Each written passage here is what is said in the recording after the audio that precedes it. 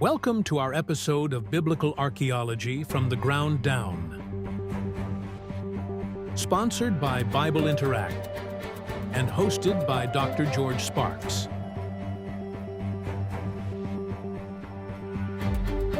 Today's special guest is experienced field archaeologist Dr. David E. Graves.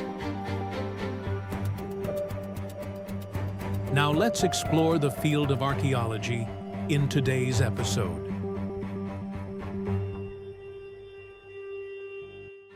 Well, good day to everybody. My name is Dr. George Sparks. I have my special guest today, Dr. David Graves. He received his PhD from Aberdeen University in Scotland. He's going to be talking about some Babylonian kings, Nabonidus and Belshazzar. Interesting episode in the Bible that it becomes more apparent later on. I don't want to give this away, and I don't know where you're going to go with this, Dr. Graves, but for years, I know scholars had considerations that they were not quite sure if the Bible was correct regarding the mentioning of certain kings at certain time periods in the biblical narrative. And through archaeology, artifacts arose and translations revealed that. I'll leave the rest of the story for you, Dr. Graves, because I don't want to give this away. If that's where you're going, I got a hint that might be where you're going with this. So I'm going to leave it alone. And well, I do welcome everybody. We are at like about 186,000 subscribers. Always appreciate that. And we're looking to do more and more. I know David upgraded his. We were going around and around with little mechanical things, technical things, like the podcast wasn't coming up. And I like 3 or 4 times, probably more than that, trying to get it to the Zoom meeting to correspond with Dr. Graves and myself. And then he had some little problems with his brand new microphone. And so he went around with that. So it's been fun. And so Dr. Graves, welcome to the program. You want to put your PowerPoint up at this time? Yeah, we'll get started.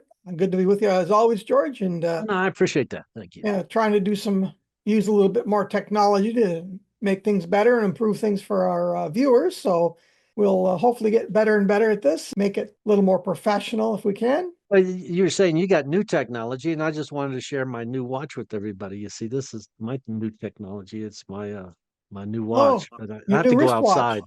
It is. This is a new wristwatch. It's an archaeological watch, and you got to be outside at the excavation, to actually catch the sun at the right time. And you got to be standing at the same place every day just to make it happen. And of course, it's a sundial watch. Will it give you a full moon as well, or? Yeah, you know when it's light, and you know when it's dark, and you know when there's going to be a full moon because you look for it. And I just thought I'd bring up all this good technology today. Good, George. Well, I'll get my PowerPoint started here, and then we'll dive in, and then we can have a little discussion on the kings. Okay, can you still hear me? Absolutely. Okay. So today we're going to be talking about Nabonidus. And what's kind of interesting about Nabonidus that our viewers probably don't know about is that he was an archaeologist. One of the first archaeologists we have in recorded history. We'll talk about that in a few moments, but we're also going to be talking about Belshazzar, the writings on the wall mentioned by Daniel. And of course, scholars have always been a little bit suspicious about this because they couldn't find any reference to this guy, Belshazzar, in the records mentioned in the Bible. And Nabonidus is not mentioned in the Bible, so they couldn't figure out what the anomaly was. Well, we do have, I think, a bit of a solution for that in the ancient texts. We'll talk about that in a moment. So we've been talking about the 7 Babylonian individuals that are named in the Bible.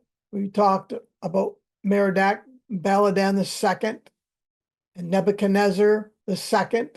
We haven't looked in detail at the 3 officials that are mentioned in Jeremiah. Perhaps we could do a podcast on that sometime, but that's kind of short. But just that it does mention Nebuchadnezzar's officials in the Bible. We also looked at evil Marduk, and today we're going to talk about Belshazzar, the son and the co-regent of Nabonidus, mentioned in Daniel chapter 5. Putting things on the timeline, it places us in about 550, 537 BC in that area. And that, of course, that is the time period of the fall of the Babylonian Empire. We're going to talk about the Nabonidus cylinder that we have. That's what it looks like there. Now, the Babylonian chronicles were found in Babylon, of course. That's the area right down there in the circle. Modern day Iran. Nebuchadnezzar's bricks are from there. And the Babylonian rations tablet is from there. Cyrus's cylinder is from there. And Nabonidus' cylinder as well is from there. So these help us to understand what's going on behind the scenes in Babylon at this time period. We're going to look at the Nabonidus Chronicle. This is Chronicle number 7 in the British Museum. It was acquired in 1879 by the British Museum. And the significance of this is that it mentions Nabonidus, his residence at Tena, the fall of Babylon, and the capture of Nabonidus by Cyrus of Persia. That's a blow-up image of the Babylonian Chronicle.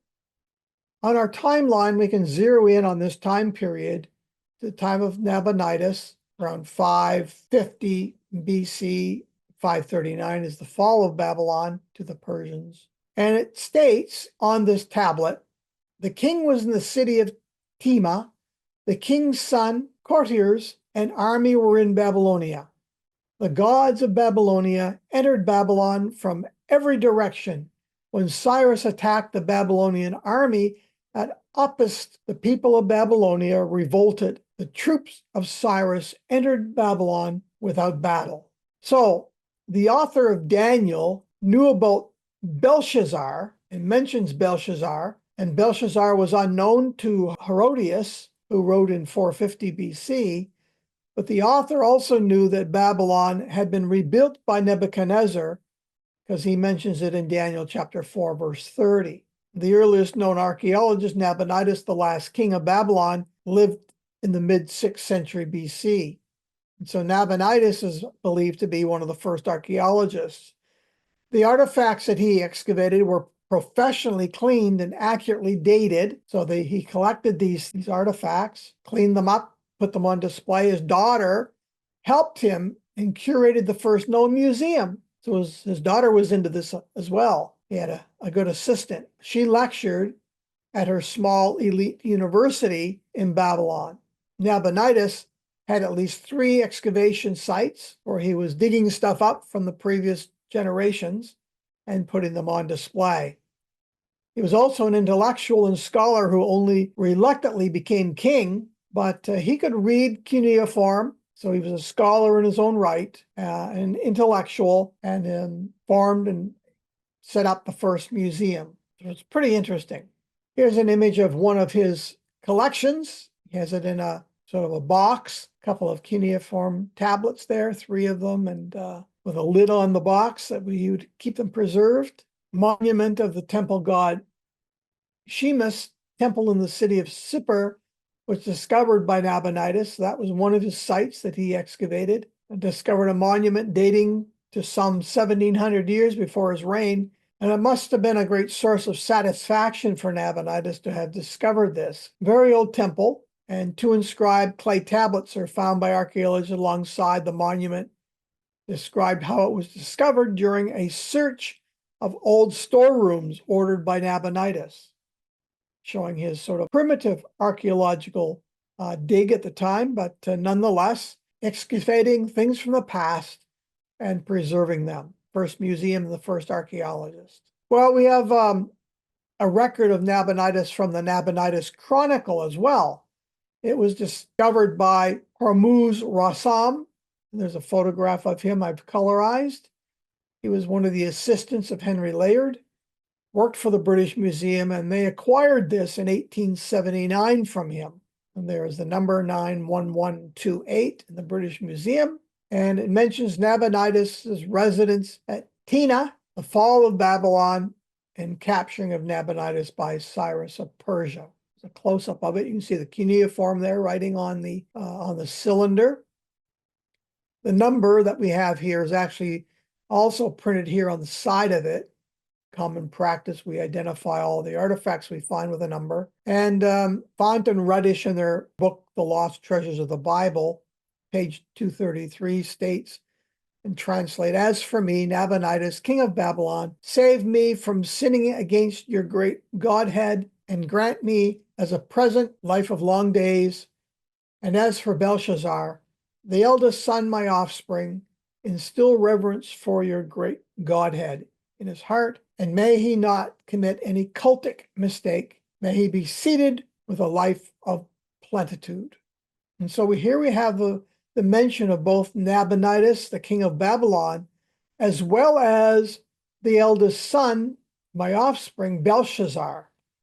So we know that Belshazzar was the son of Nabonidus. So Nabonidus was Belshazzar's father, and Belshazzar was the Babylonian king of Daniel chapter 5, who saw the writing on the wall in that description in chapter 5. And the critics had considered Belshazzar a made-up fictional character until the cylinder was found. And at that point, of course, we knew the two people were real individuals, one the father and one the son. And it seems that Nabonidus admits his son Belshazzar into a share of the kingdom, proving that Belshazzar was a king in Babylon, and he was second in command in the kingdom, as Daniel suggests. And the inscription at Umker, that's the Ur of Chaldees, was read by Sir Henry Rawlinson. That's a colorized image of him there. So he did the translation of the cuneiform. And it records Belshazzar, the firstborn son and offspring of my heart. So Daniel, his message is recorded here. Same time period for part of it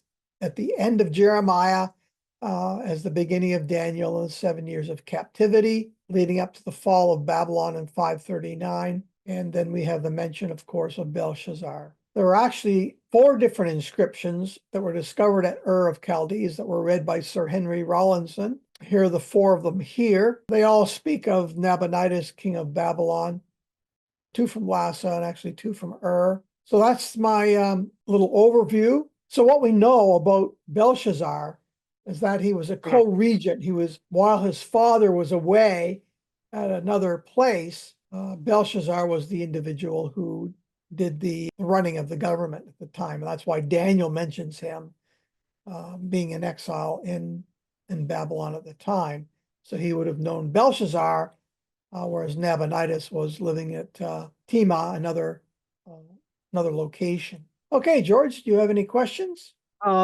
So when we talked about this, there was a question among academics about the accuracy in the biblical narrative regarding Belshazzar as being king. Now, it was Belshazzar that there was no documentation for until they found the Nabonidus cylinder, where it mentions Belshazzar as a son. Is that what we're looking at then? Yes, essentially that's what we're talking about. They didn't have these tablets and they weren't translated until the time of Rawlinson. I'll put up his dates. For critical scholars, if they look at it academically, there was nothing outside the biblical narrative that suggested that Belshazzar was an actual king of Babylon. But we find out that Nabonidus was the actual king, but he's more like the absentee landlord. That's right. He's not there. Yeah. They thought that Nabonidus was the king ruling Babylon at the time, but it turns out that he has appointed his son as the king of Babylon while he's an absentee landlord living in another area. So while he's off doing his wars and doing his thing in Tema, so while he's away, he appoints his son to be the co-regent, which was a common practice in the ancient Near East, because while you're away fighting your battles, you had to have somebody home, running the country, unlike we have here in Canada right now. I won't get into politics, but we got Trudeau as the landlord. Oh, let's see, here we go. And well, number one, I wanted to clear that for the listening audience, why that is important. I think for me and you, we've known it for quite a long time. So I just wanted to tune that for the listening audience. The next one is Cyrus taking Babylon. And it says he did it without a battle. Remember, that's what you read from the tablet, right? and he did it with his troops without a battle. Can you explain that one? How does he take a city without a battle? Well, they just go in a little bit like they do today and say, you either play my game or I'm going to put tariffs on you. It's a little bit like that. So you take over a country by simply being stronger, and you either play my game or I'm going to take everybody you have in your city captive, and that kind of thing. And so they sign on the dotted line. We're not going to, we're going to live at peace with you and pay you tributes. We're going to give you so many shekels of silver and that kind of thing. So here's your money. Just don't take me off as a captive to exile. But Cyrus comes in and he changes things. He's much more a gracious ruler. So he says, you can all go back to your own countries, all these exiles, and you can rebuild your own temples and places of worship. And of course, that's what happens with the Jews who were living in exile. They get to go back to Jerusalem and rebuild the city wall, reconstruct the temple once again. Okay. Now, the reason why I also asked that particular question, how did Cyrus take a city without a battle, is that I think I remember reading, maybe it was just more like a myth, that Cyrus blocked up the Euphrates River, right, rerouted the water, and when why it was dammed up because Euphrates flowed through Babylon, his troops went under the wall and they went in and took the city. It's kind of like that, the Trojan horse, sneaking in. Yeah. And it's the city of Babylon as well. There's a city, we call it Babylonia. That's the country, but so sometimes people confuse, the city with the country. You're talking about the city of Babylon, right? The Euphrates running through it, which it does. So, yes. So they're ways of showing their strength and, either follow my dictates or else. And things haven't changed much since antiquity. Well, that's true. When you think about things that don't change, I was going to share an artifact, and this actually dates kind of from the Iron Age 2 period. I'm going to keep it general, Iron Age 2 period. Sure. And so we could say it goes into the 6th century BC. And I know David's familiar with this. I often saw him carrying this with him when he was my dig supervisor. He was carrying this and he's always really jolly. Could you tell me what this is, Dr. Graves? I keep my wine in it, That's right. What do they call this? It's a decanter. A decanter, yes. Yeah, a wine decanter. So this is what David was. He had this, he'd be singing and going through the dig and say, "No." Yeah. He said, "George, Well, you I need can to keep get." it in my cup, So he's like, "There you go." You can show our audience, perhaps. Is that wheel made? And Is it well made? Yeah, that it is well made. I don't know if you can see. You can see the striations in there, can you not? The camera's really good. Nice That is bottom on really it. cool. Ring base.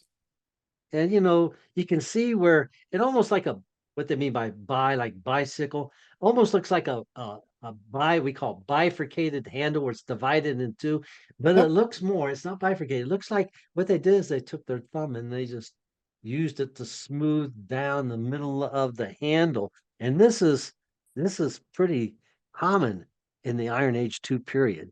And that's kind of neat. Complete whole Because piece. Nice. that's how David was holding it, but it's a bigger one. It's about 3 times the size, and it's kind of like that. How'd you do it, David? I don't got it down yet. George would keep his whiskey in his, so it's like shaken, not stirred. I walked over. I said, like, "I'm sorry, David, we're out of olives." Or cocktail parties.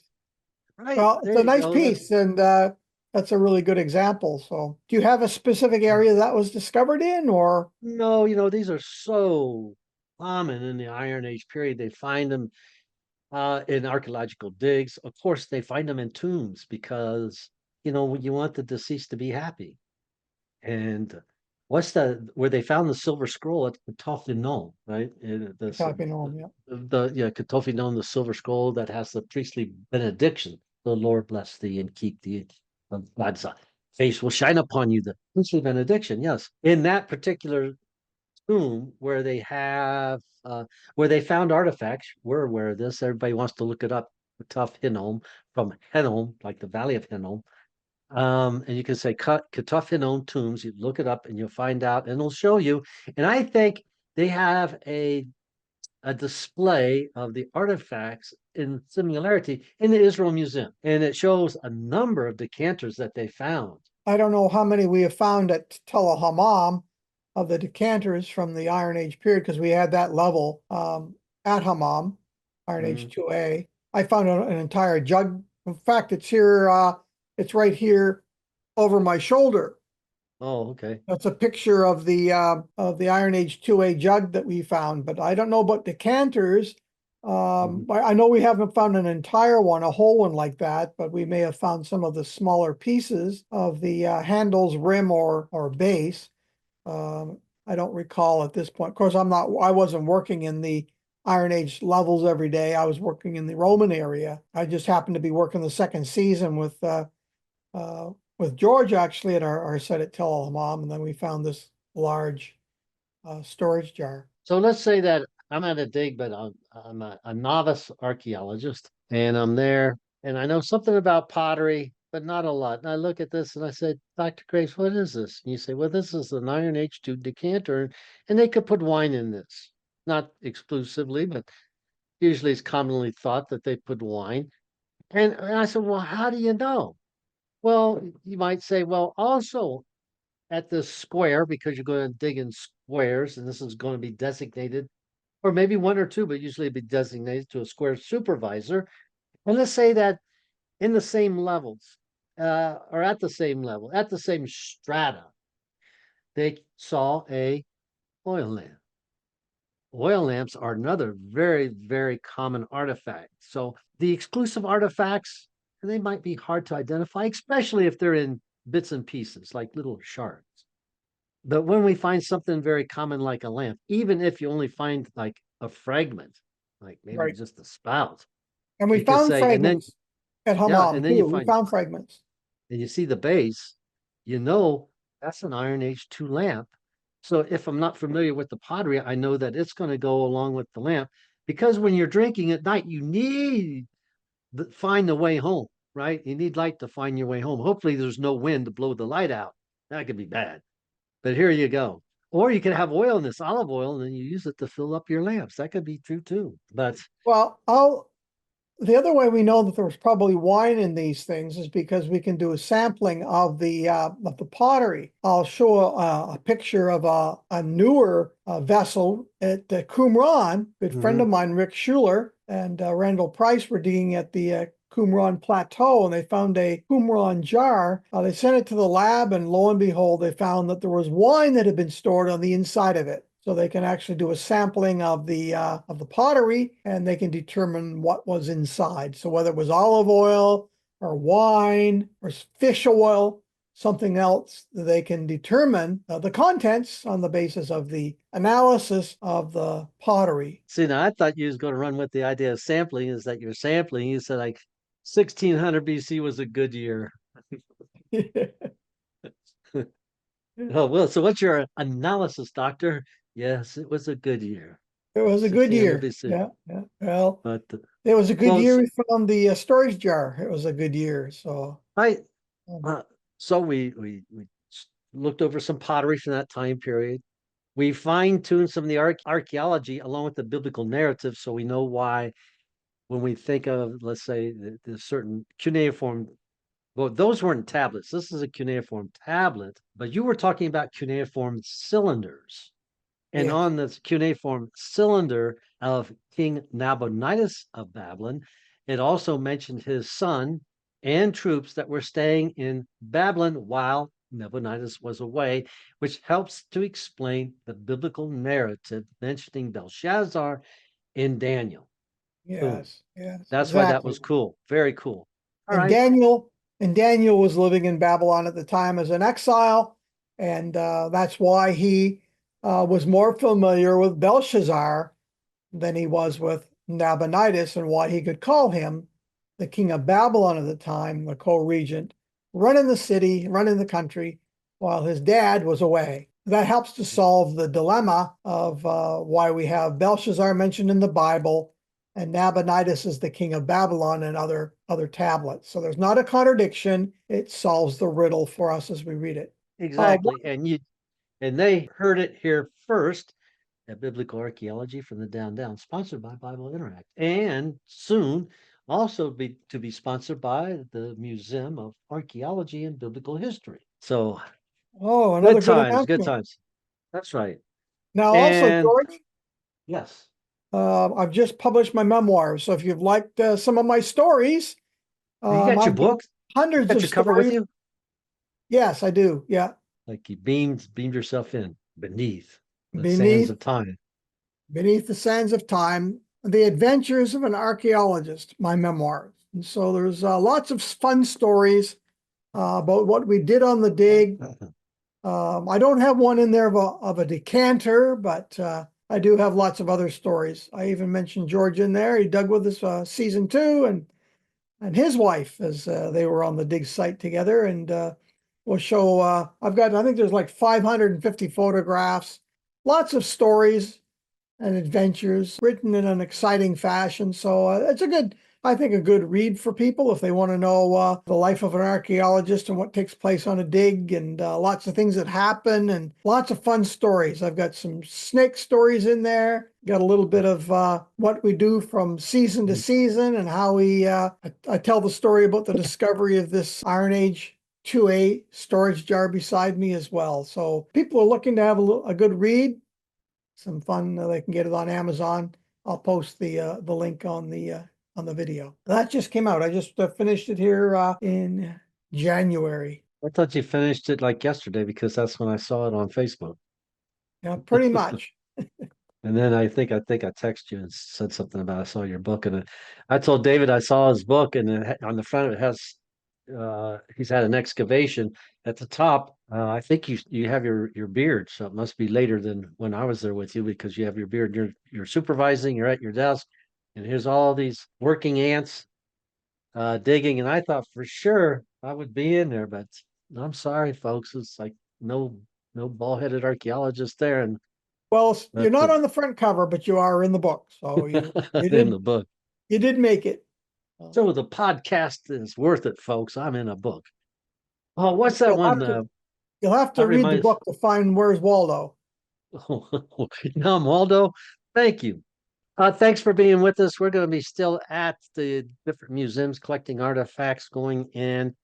I think you bought a new microphone and I ordered a GoPro. You said that I was holding my camera the wrong way, folks. So everything I did was kind of like lopsided. I didn't know there's a certain way you're supposed to hold your cell phone camera, when you record it. It's not like this, but like this, right? Something like That that. Is makes that it what you better. told Yeah. me? Yeah. So anyway, I went and ordered a GoPro so that I get it right. So we're bumping up the technology. Next, I'll probably need a drone, but it's not a good time for drones right now. So I'm just thinking, if I got a drone, somebody blow it out of the sky. I thought, hey, that didn't last. So anyway, And everybody, yes, soon we'll have some more podcasts on the explorers of the lost vaults. absolutely. And everybody, thanks for being with us. This is Biblical Archaeology from the ground down. Dr. Graves, thank you for your PowerPoint.